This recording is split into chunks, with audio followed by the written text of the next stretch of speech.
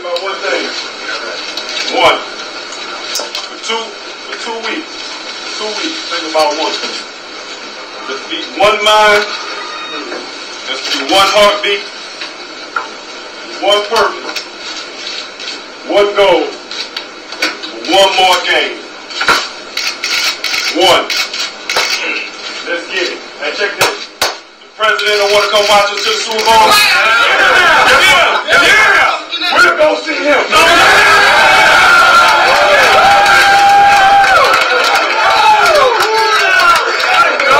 Let's see him in the White House on 3. 1, 2, 3. White House.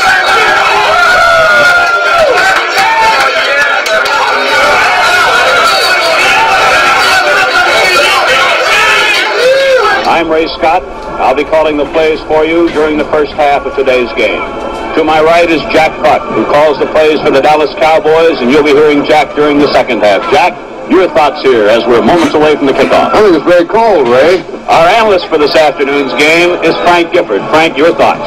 It's the coldest field I've ever seen for football. Well, one thing I guess is pretty obvious by now, ladies and gentlemen. About every type of raiment is seen here at Lambeau Field today, and by any yardstick, it's just plain cold. It is indeed cold in Green Bay.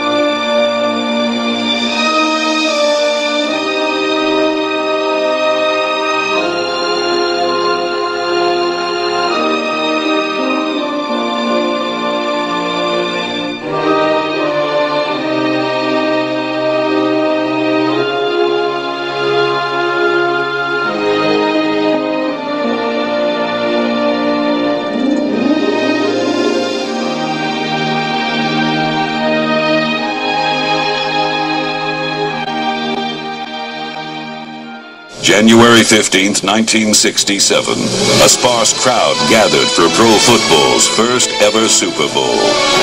This much-anticipated event featured Vince Lombardi's Green Bay Packers against the upstart Kansas City Chiefs.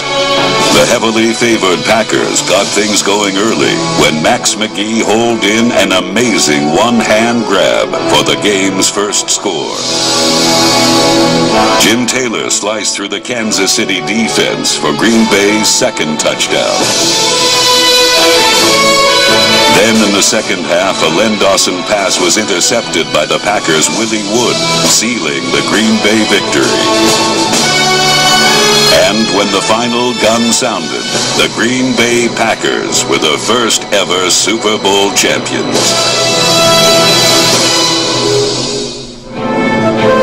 The second ever championship of pro football again featured the great Vince Lombardi and his Green Bay Packers. Their opponent this time would be the Oakland Raiders.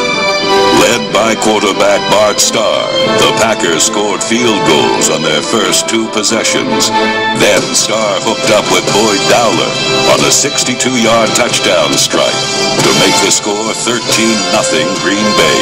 Darryl LaMonica hit Bill Miller on a 23-yard touchdown pass to tighten the score at 13-7.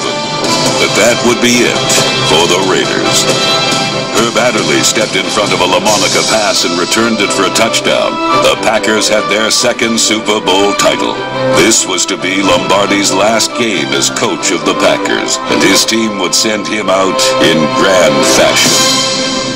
Number one!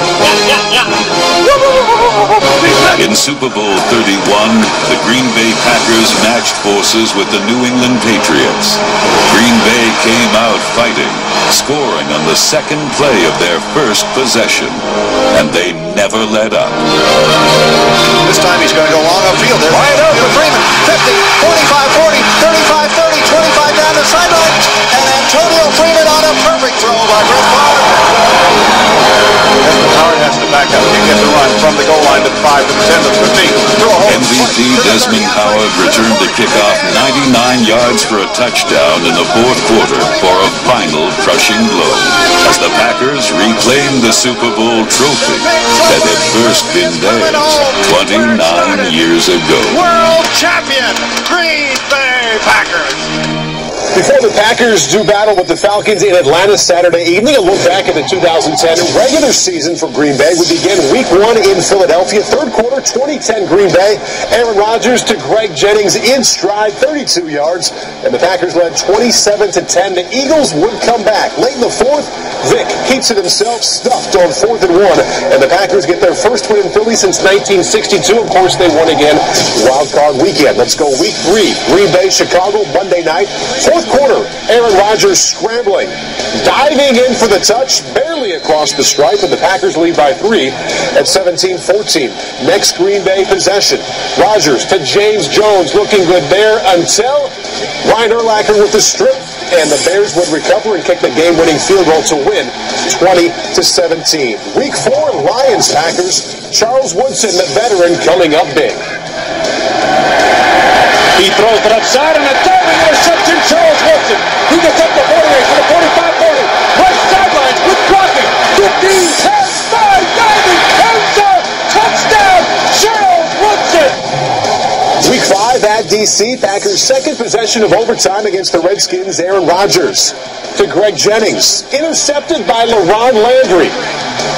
Turnover led to Washington's game-winning field goal, and the Redskins win 16-13. Week 7, NFC North battle, Vikings-Packers. Third quarter, Brett Favre trying to bring his team back against his old team, but flings it right to Desmond Bishop. Not only the pick, but the 6 from 32 yards out, his first career interception. Last chance for the Vikes, 4th and 15. Favre looking for Randy Moss, overshoots him, and the Packers get their first win in the last 4 games against the Vikings. Aaron Rodgers says, finally. Week 12, Packers-Falcons in the game we're going to see again on Saturday evening. The first one was excellent. Packers down 7 late in the game. 4th and goal, Aaron Rodgers with a strike to Jordy Nelson, and we are all tied at 17. Ensuing kickoff, Eric Weems finds a seam, and the Packers also get flagged for a face mask. Atlanta would go on to kick a game-winning field goal, and the Packers drop to 3-3 on the road. Week 14, another divisional game against Detroit. Second quarter, no score. Aaron Rodgers scrambling up the middle, picks up the first down, however, also picks up a concussion on the big hit. Would leave this game eventually and also miss the entire Week 15 game. So it's Matt Flynn's game. Looking for Greg Jennings in the end zone and incomplete, and that was it. Packers' first loss to Detroit since Week 1 of 2005. Week 15, Matt Flynn once again at New England. 5 seconds left. Flynn has a chance, but he is dropped by Tony Bantakane, and that would be the final play for the Green Bay offense. Patriots go on to win 31-27. Week 16 against the Giants. Packers got off to a great start. Rodgers to throw over the middle. Jordy Nelson open at the 40. He's got it to midfield, and it's his foot race to the 40. Nelson to the 30, to the 20. He's going to go all the way. Touchdown. 80 yards. Aaron Rodgers to Jordy Nelson. Facing another must-win situation. Week 17 at home against the Bears. Fourth quarter. Game tied at 3. Aaron Rodgers off the play action to Donald Lee. Wide open touchdown, and Green Bay leading 10-3. 20 seconds left.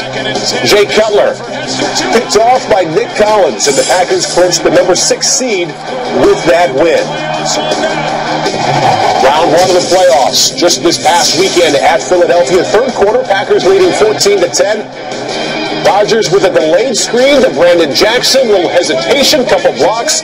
Green Bay touchdown, leading now by 11. Under a minute left. Michael Vick pumping down the middle, looking for his rookie Riley Cooper, but it's intercepted by Tramon Williams. 21-16, the final. The Green Bay Packers. And the Packers. NFC title game between the Packers and the Bears. Second quarter, already 7-zip Green Bay. James Starks barging through the tackler there. The touchdown made it 14-zip for the Pack. It stayed that way into the fourth quarter. You see Jay Cutler and Todd Collins both out, so Caleb Haney under center, and the handoff there to Chester Taylor for the 1-yard touchdown. Chicago back within a score at 14-7. Later in the fourth now, Haney's pass intercepted by the big man, B.J. Raji. 18 yards on the return. The pick six made it 21-7 Green Bay, but under 5 minutes to go, Chicago would answer right back. Haney out of the shotgun. He finds Earl Bennett dancing down the sideline for the 35-yard touchdown, and we're back to a one-score ball game. Less than a minute to go now. Final chance for the Bears on the 4th and 4. Haney's pass, though, intercepted there by Sam Shields, his second pick of the game. Get down, young man. He eventually does, and that'll do it. The Packers win it 21-14. They are your NFC champions. Debate for the defensive MVP of 2010. The winner of that award will be announced later today on NFL.com and NFL Network. But first, let's get the opinion of our insiders, Jason La Canfora and Steve Wyche, the leading contenders in alphabetical order: James Harrison, Clay Matthews, Julius Peppers, Troy Polamalu, and Cameron Wake. But Steve, what do you think? Well, a lot of people are going to look at Troy Polamalu because of his impact on the Steelers' defense, but I'm going with his teammate, James Harrison, the outside linebacker. 100 tackles, 10.5 sacks. I know he might not be the popular choice because of all the fines he received for the head-to-head contact, and big hits, the supposed illegal hits. Look, this guy's a dominating player. You talk to offensive tackles who have to go up against him. They hate going up against him because of his natural brute strength, his relentless motor. He is not a prototypical outside linebacker. He's a dominating bull rusher who also plays to run well. And guess what? He also has 2 interceptions. This is a complete player, a total ball hawk, and someone that nobody wants to play against. And also has a reputation this season as the most fined player in the National Football League. All right, Jason La Canfora, your choice. Well, I'm going with a complete player as well, and another linebacker, but one in Green Bay, Clay Matthews. The guy makes plays all over the field. He goes sideline to sideline. Obviously, they play a zone blitz scheme there. He can excel in coverage. He can play the run. He makes big plays. He sacks the quarterback, sometimes 3 in a game. He makes big plays at the start of games. He makes big plays to close out games. I covered that team a few times this year. When he wasn't there, like at home against Miami, it was a totally different defense. Teams played ball control on them. You could just tell that defense was out of sync without him there. He's the catalyst, in my estimation, the best player on the best defense in the NFL. An impact guy, a big play guy, an every down guy. I like Clay Matthews this year and for a long time to come. Intercepted by Shields, cutting to his left to the 40. And there it is. It is Green Bay all the way to Super Bowl 45. Second interception today for Shields. The Green Bay Packers are NFC champions.